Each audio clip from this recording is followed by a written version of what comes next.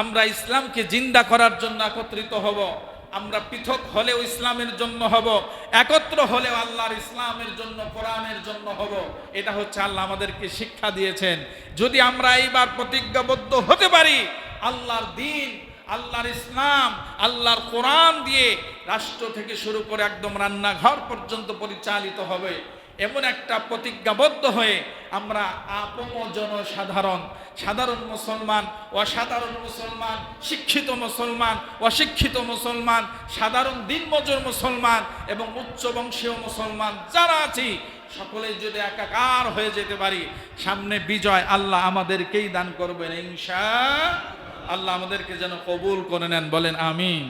কত কিছুই তো দেখলাম পৃথিবীতে, এতটুকু হায়াতে, এতটুকু জিন্দেগিতে কত কিছুই তো দেখলাম, কত ধরনের নেতা দেখলাম, কত ধরনের মত দেখলাম, পথ দেখলাম। সব কিছু শেষ করে দিয়ে একটি বারের জন্য আল্লাহর কাছে সাহায্য কামনা করি। আল্লাহ, একটা বারের জন্য হলেও আল্লাহর কোরআনের রং দেখতে কেমন, ইসলামের সুগন্ধ দেখতে কেমন, আল্লাহর কোরআন দিয়ে সংসদ চললে দেখতে কেমন, আল্লাহর কোরআন দিয়া দুর্নীতি মুক্ত করলে দেখতে কেমন, আল্লাহর কোরআন দিয়া ইউনিয়ন পরিষদ চললে দেখতে কেমন, এমন একটি সুন্দর পরিবেশ দেখার স্বাদ আপনাদের অন্তরে কি জাগে? যদি জাগে, এখনই ঐক্যবদ্ধ হতে হবে।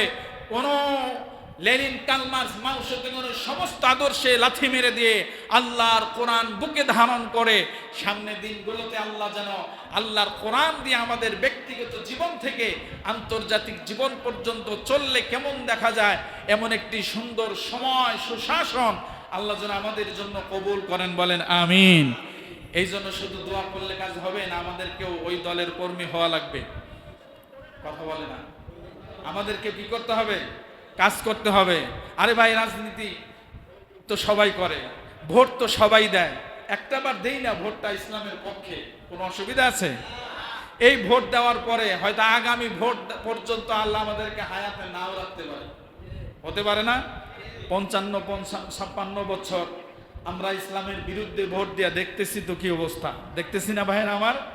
এই জন্য একটা বার প্রতিজ্ঞাবদ্ধ হই না, একটা বার ইসলামের পক্ষে ভোটটা দেই না। যদিও আগামী নির্বাচন পর্যন্ত, এবার ভোট দেওয়ার পর পরবর্তী ভোট পর্যন্ত হয়তো আমরা বেঁচে থাকবো না, কিন্তু আল্লাহর দরবারে আল্লাহর সামনে গিয়ে বলতে পারবো জীবনের শেষ ভোটটা ইসলামের পক্ষে দিয়ে তোমার কাছে আসছি, বলতে পারবো না ইনশাআল্লাহ? আল্লাহ যেন আমাদের সকলকে কবুল করেন, বলেন আমিন। এই জন্য আল্লাহ বলছেন ওয়াতাযহাবা রিহুকুম ফাতাফশালু ওয়াতাযহাবা রিহুকুম, তোমরা যদি একত্রবদ্ধ না হও আর যদি পরস্পর শুধু ঝগড়া বিবাদে লিপ্ত হও, তাহলে তোমাদের পায়ের নিচের থেকে মাটি সরে যাবে, তোমরা দুর্বল হবে, ভেঙে পড়বে, তোমাদের ধ্বংস উদাহরিত হয়ে যাবে। সম্মানিত ভাইরা, এই জন্য সামনে দিনগুলো আমরা ইসলামের পক্ষে কাজ করতে চাই, বলেন ইনশাআল্লাহ। আরো জোরে বলেন ইনশাআল্লাহ। আমরা করি না বিধায় আমাদের দোয়া আল্লাহ কবুল করছেন না, আমাদের কথাগুলো আল্লাহ শুনছেন না। আমরা আল্লাহর সাহায্য কামনা করি কিন্তু সাহায্য পাচ্ছি না।